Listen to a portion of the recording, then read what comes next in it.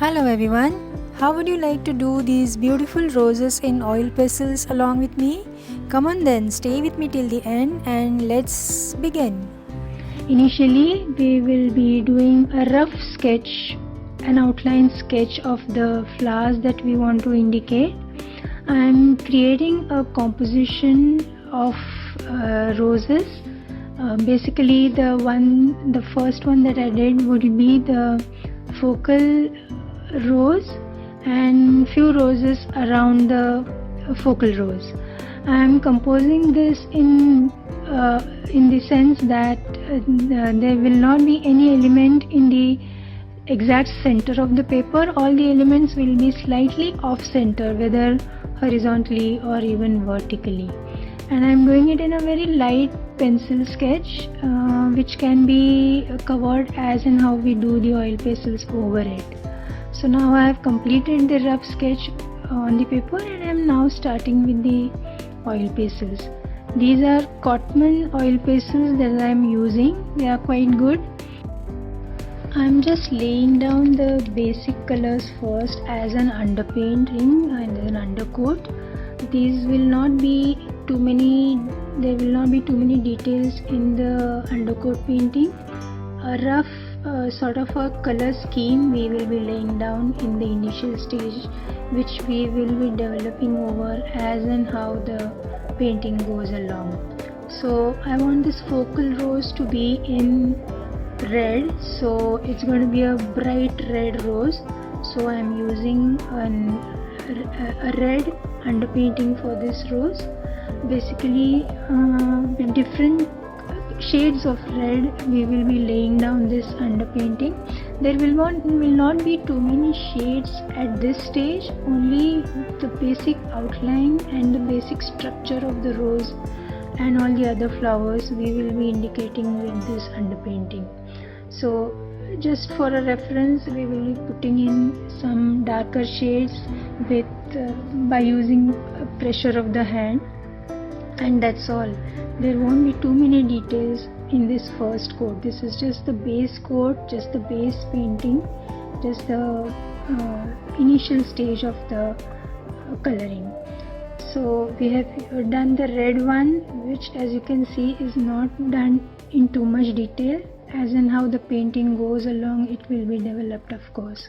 Same case with the yellow roses. Now what I am trying to do here is, after the first red rose, that is the focal point rose, I will be having these two yellow roses placed diagonally, and also the other two roses will be placed as white roses diagonally. And I am now adding a little bit of buds, rose buds, which I have added as those red 3 red rose buds, and a few leaves around the roses. So I am again using just the basic colors of now for the leaves I am using greens, which is just a single color of green. I haven't at this stage I haven't added any shading. And for the white rose, now this one is going to be a white rose. So what I'm going to do is I'm laying down, the paper white is already there, so I'm right now laying down just the darker portions of the white rose, which are going to be in shade. Now considering that the light source is from the upper left corner, the shading will be done accordingly. That is, all the left side elements of the petals or the leaves or the general flowers will have lighter tones, and the right side ones, which are against the light, will have the darker shades. Now here at this stage I am also laying down a little bit of the background darker shades, the shadows, so that our flowers start popping out at this stage itself, and we get a general idea of how the overall effect is going to be, without adding too many details at this stage. I'm just using a little bit of varying pressures of the pastels so as to use the darker shades and the lighter shades. Again, very few shades I'm adding at this stage. Just add a little bit of a grey background so that we get a general idea of the color scheme that is coming along. As you can see, we are having the red rose as the focal one, two diagonally placed white roses and diagonally placed yellow roses as against the red rose. And then the background will be in muted shades because as it is, the red rose and the yellow roses are going to be quite bright, as you can see. So the background we will have to keep very muted so that it doesn't become too harsh to look at if the background is made dark again. So the background will have to be in neutral tones, tones of grays and browns, and little bit of yellows we will be adding later on. Now we will start with the detailing of the roses. Here I am starting with the red rose, detailing of the red rose. I am adding the darker shades, the petals which will be having individual petals which will be having the darker side of the petals. Will be adding a little bit of not just the dark reds, but we will also add a little bit of Prussian blue, cobalt blue and things like that to make it even more dark, like I have done in the center of this rose here.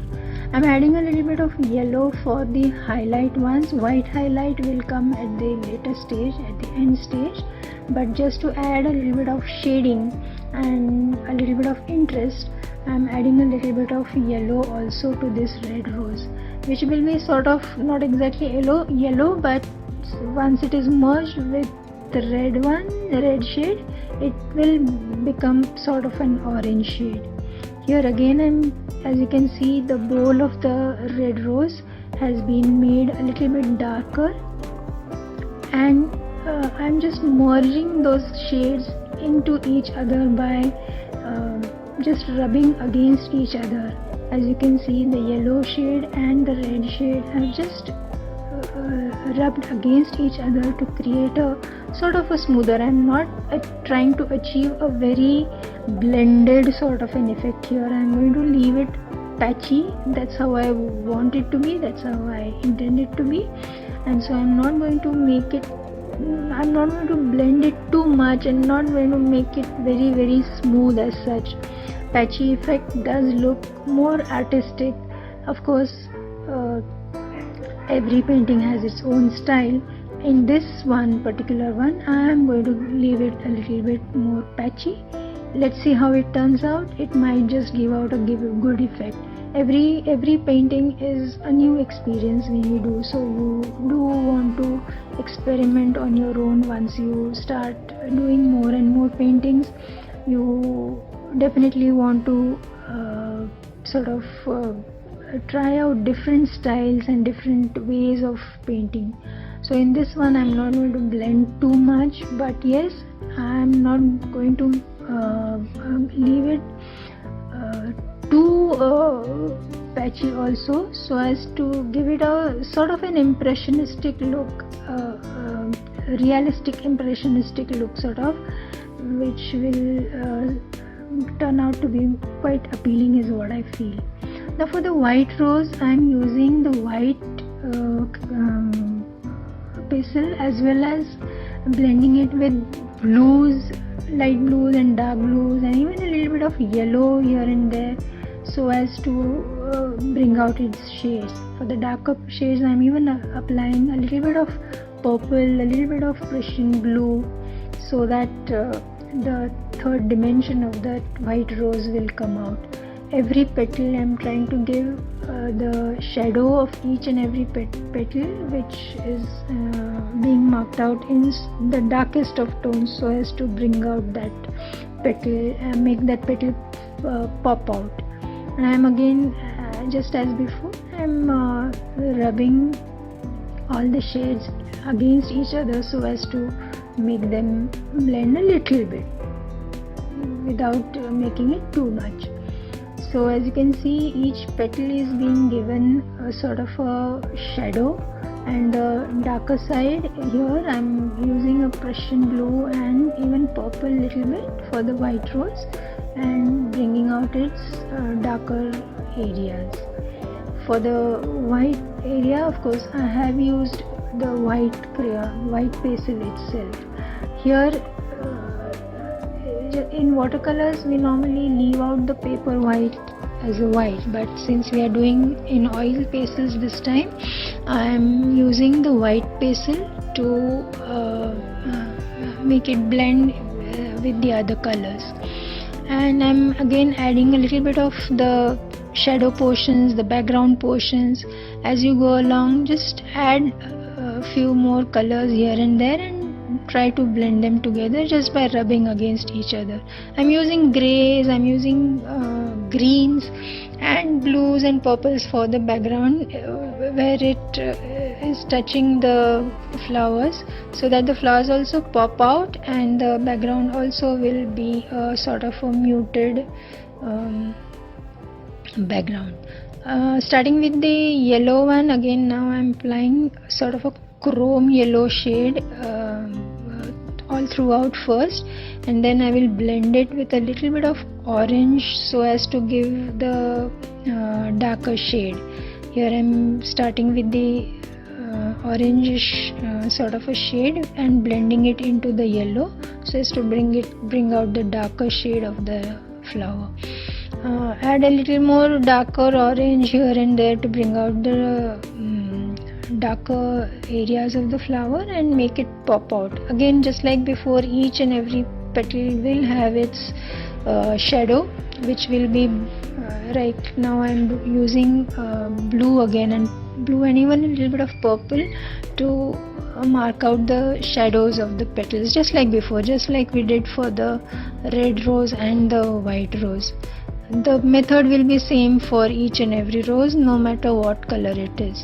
Basically, we are having the left side portion of each and every petal a little dark, a little lighter, and the right side portion of each and every petal a little darker, so as to bring out the three-dimensional aspect of each and every petal and each and every rose. Here I am also adding now the red buds, again in the same fashion. We are starting with the lighter and then the darker, a little bit of green here and there, and now the leaves. The leaves, again now I'm using different shades of greens that are available. I have a light green, a dark green, olive green, and I'm also going to add a little bit of yellow ochre and a little bit of orange here and there to bring out the natural shade of the leaves. Leaves are never just green, they do have sort of a reddish and sort of a orangish shade to it. And again, just like we did for the roses, the darker areas of the leaves will have to be indicated, the shadows will have to be indicated. All the shadows will necessarily be on the right side of the roses and leaves, and each petal will have its own shadow wherever it is falling. So again, to bring out the buds, rose buds, I'm using a sort of a darker background around it so that it will pop out. And now with the background, continue with the background, add grays, muted, like I said, the background will be in muted shades. So I'm adding grays and yellows and whites a little bit and rubbing them against each other so that they sort of merge with each other, they blend with each other without blending too much. Like I said before, I'm leaving a little bit of patchy effect because that is what I intend to do, like I said earlier. So I'm using these grays, a little bit of blue, a little bit of yellow ochre, yellow and white, so that I'm using white for the background for merging the colors together so that it becomes muted, it becomes more subdued and not very harsh, because I don't want the background to be very prominent. Again, we will now do the other side petals in the same way, using different shades of green. Add with the lighter ones, then add the darker ones, and add the lighter again for the highlights. That's how you work in oil pastels. Many a times there are different ways of doing it. Many a times you also start with the darker shades and then move towards the light. But then what happens is it also depends on what paper you're using. Here the paper I'm using does have a little bit of tooth. It's a standard normal cartridge paper. It's not any specific special paper intended for oil pastels as such. It's just a standard cartridge paper, but it does have a tooth, that is the texture of the paper. The tooth in the sense the texture of the paper. And so you can use that texture to your advantage to blend the pastels, the shades of the pastels together. But what happens is, as you blend, as you rub against each other, as you rub the paints colors against each other, the pastels against each other, the tooth starts to get flattened, and therefore you lose the texture. And then what happens is, the lighter portions, if you want to apply over the darker ones, it becomes slightly difficult. So it's always better to leave the lighter shades separately and work the darker shades separately. And wherever you do feel you want to have the lighter shades over the darker ones, you can always try to do that and achieve them. Again, here the background is done in those muted tones. I'm applying the yellow ochres and grays and blues and everything, and over that I'm again using white so as to make the background a little more subdued. I'm using quick strokes here because I don't want to have any particular shape in the background, so I'm just using random quick strokes and merging the shades together, different shades together. I'm using a variety of shades so as to bring a little interest to the background, because if you use just one single color for the background, it becomes very monotonous and it might look flat. So what I'm doing here is, since I am considering the light coming from the left hand side, the background also on the top leftmost corner is lighter, as you can see, and on the